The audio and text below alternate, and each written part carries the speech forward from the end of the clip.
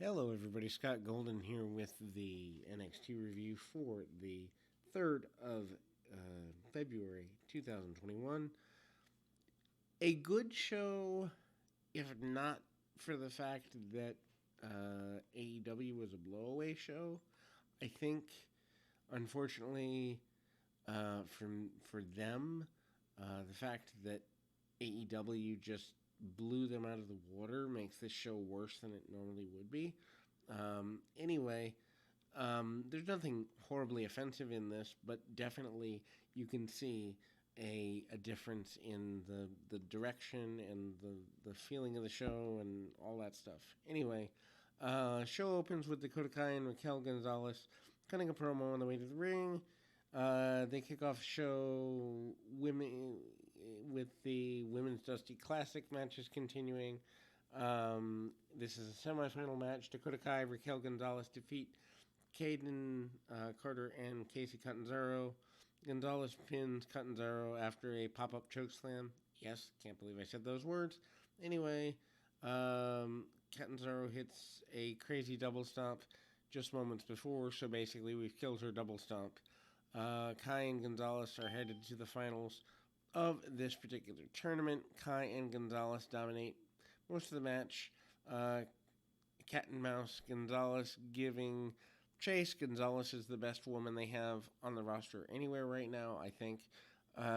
She catches Catanzaro, and Gonzalez press slams Catanzaro back into the ring from the floor. Heels go after Catanzaro for the next several minutes. Carter tags in, goes nuts. Carter hits a springboard into a couple of lucha spots. Carter's fighting Gonzalez. Kai tries to come in and trip her up. It really makes me sad. They said Dakota Kai during the Royal Rumble, Women's Royal Rumble, they said she'd been with the company for 7 years, and I struggle to think what she's accomplished in 7 years that's worthy of 7 years of her professional life. Anyway, Carter kicks away, and distraction allows Gonzalez to shove Carter off the apron. Show cuts to picture-in-picture commercial, which I hate. Carter is selling during this time.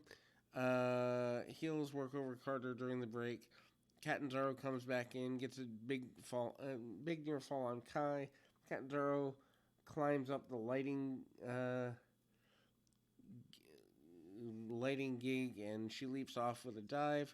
Carter takes a combo move, and Gonzalez press slams her into GTS. Type kick from Kai, and Catanzaro comes in to break up the pin attempt. They basically do a stun gun on Gonzalez. Gonzalez hits an unbelievable double stomp for a near fall. Kai breaks it up. Catanzaro goes for a Rana. Gonzalez counters and delivers the pop-up chokeslam for the pinfall. Announcers Tom Phillips and Beth Phoenix congratulate Wade Barrett on becoming a United States citizen. I don't know why this needs to be on television. They present him with a photo of Hacksaw Duggan and some apple pie. Yay for him, I guess. Anyway, Tori Storm is backstage. She talks about triple threat match for the NXT Women's Championship at TakeOver. Storm said she's unbeatable and she'd prove it later tonight. Edge is backstage, chatting with William Regal. Austin Theory with Gargano defeats Leon Ruff. Dexter Loomis runs in after the match. Theory is delivering a beatdown on Ruff. Loomis would go on to pull out some of Theory's hair. Poor Theory to be wasted in an angle with Loomis.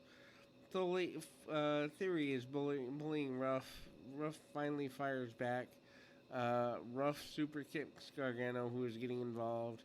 Ruff hits a drop kick off the top and nails Gargano, who tried to interfere multiple times throughout the match. Theory and Ruff go down after a shoulder tackle. Everybody's selling. Indy Hartwell and Candice LeRae come down to ringside finally. They are going to help the male partners in the way. Ember Moon and Shotzi Blackheart cut them off. And LeRae and the two teams meet in a semifinal of the Women's Dusty Classic. Um, Ruff sold like Gargano hits him, and the referee kicked Gargano out of the match. Basically, they did the old Eddie Guerrero light sheet steel spot, and Gargano is ordered to the back. Ruff uses a springboard cutter for a near fall. Theory comes back with a dive. Theory hits him on the barricade. Theory delivers the TKO cutter. Um, Theory calls that the ATL, as in Atlanta. Gets the win. Theory keeps attacking. He gives him another cutter, and Dexter Loomis snatches him, and Theory has some hair ripped out, and Barrett on commentary he says he's been scalped. That's not my idea of scalp. Vignette airs. El Legado de Fantasma. And then there's one for Xia Li and Boa. Their mentor is supposedly over 1,000 years old. That's just goofy. El Legado de Fantasma, Mendoza, and Wild defeat Lucha House Party, Metalik, and Lince Dorado in a quarterfinal. Dusty Rhodes Classic match. This is, really, really bad. Mendoza pins Dorado and Legado de Fantasma. Here, I know a lot of people like this. I don't particularly care for Lucha, so it's not my thing. They say it's the heart of Lucha Libre, and they basically do a bunch of dive type spots. Metalik is a high flyer here. He hot tags to Dorado during the commercial, and then they fly around for several minutes. Dorado does a handspring into a stunner for near fall. Wild counters with a springboard into a double DDT. Lucha House Party fights back, and they do some crazy high spots. If you like Lucha high spots, this is enjoyable. Lucha's just never been my thing, and I don't... I get it if it's Rey Mysterio Jr. or maybe Psychosis, Mystico when they were doing that character, Art Bar, Eddie Guerrero. I just don't get it when a guy can't really sell by cutting promos. It's just not for me.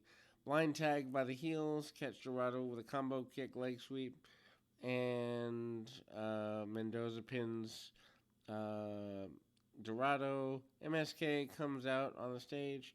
They cut a promo on the Phantasma group. Two teams meet in a semifinal of the deal next week. Edge enters. Pete Dunne joined by the tag champs of Burch and Lorcan. They enter for promo at the beginning of the second hour. Dunne is looking for Finn Balor. Balor enters. He cuts a promo on Dunne. Balor claims Dunne is hiding behind Burch and Lorcan.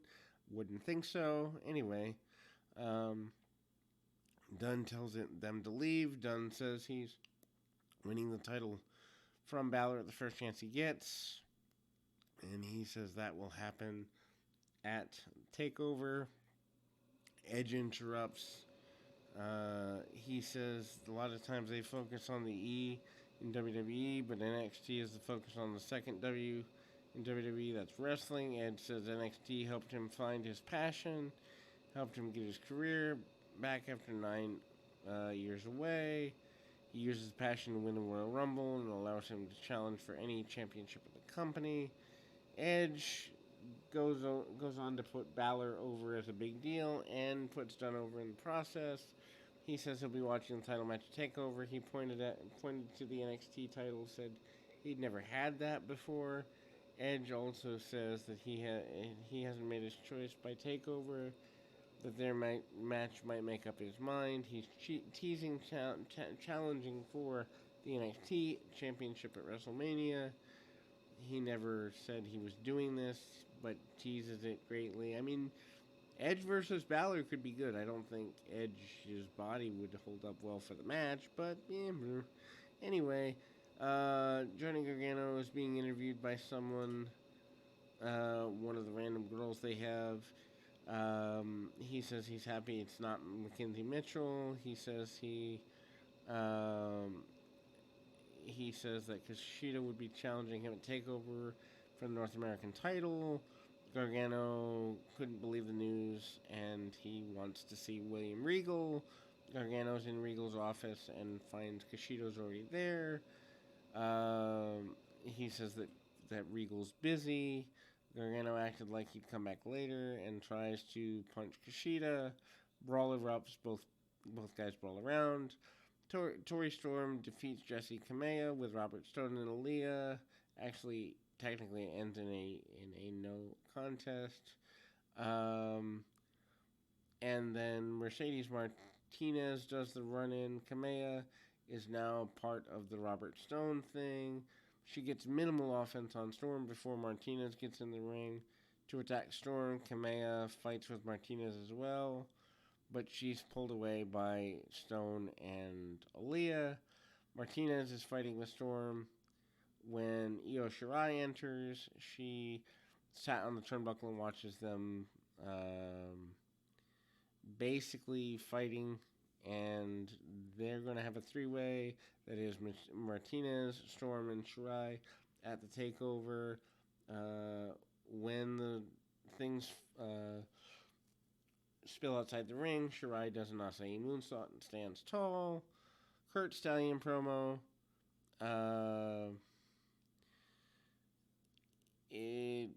Basically, it's the biggest night of his life. He basically tells everyone to place their bets.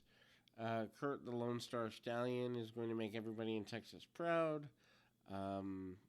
Steve Austin, he is not. Anyway, Vignette hypes Cameron Grimes returning next week on NXT. That's fun because I like Cameron Grimes. Santos Escobar defeats Kurt Stallion to retain the title. Escobar pins Stallion to retain. Scarlett is scouting Escobar, and Karrion Kross confronts him after the match, which makes no sense because he's by no means a cruiserweight. Stallion's fighting from underneath from the beginning of the match. Escobar grounds him, and Stallion gets hit with a dropkick. Scarlett is watching most of the match. Distraction gets to Escobar.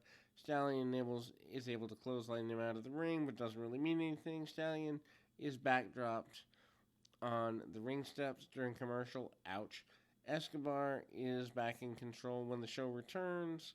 Escobar continues to work over Stallion. He applies a half crab and a crossface. Escobar misses a charge. Stallion makes a comeback, cleans house. Stallion leaps through the ropes with a dive.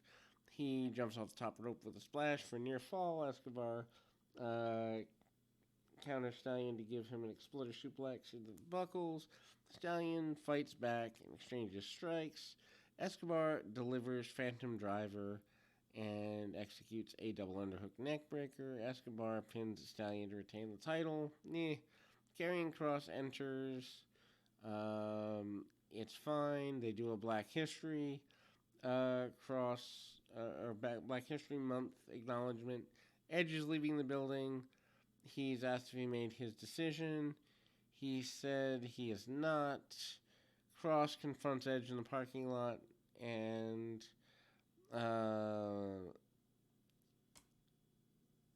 this is a teaser for them to go at it at some point. And then Tommaso Ciampa, Timothy Thatcher defeats Undisputed Era, Adam Cole, Roderick Strong in your main event in the Dusty Classic. Ciampa pins Cole to win the match, and he and Thatcher advance to the semifinals. Good wrestling, great wrestling at the start. Undisputed Era do seem like the more cohesive team for the majority.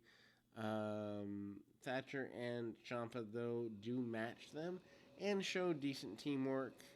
They go to commercial. Strong hits suplex. And then Cole makes a hot tag. He goes nuts, backstabber on Ciampa, and Cole hits more moves for more near falls. Ciampa counters an attempt at the figure four. Cole applies it to Thatcher instead. Ciampa breaks up the submission. Ciampa escapes the stranglehold. Thatcher and Ciampa with a combo near fall. Strong escapes and clutches and hits an Olympic slam. Cole tags back in, gets a near fall on Ciampa. Thatcher saves Ciampa. Thatcher gets rocked by Cole with a super kick. Strong then gives Thatcher a backbreaker on the barricade. Ouch. And then Ciampa delivers a Widow's Bell to Cole, covers him with a pinfall. Interesting that two former NXT champions are in there. Thatcher and Ciampa move on to face Grizzled Young Veterans next week. I assume Thatcher and Ciampa win and maybe go on to challenge for the tag belts. Anyway, we'll be back with more right after this. Also, if you are new, please subscribe, like, comment, and do all that friendly, nifty stuff.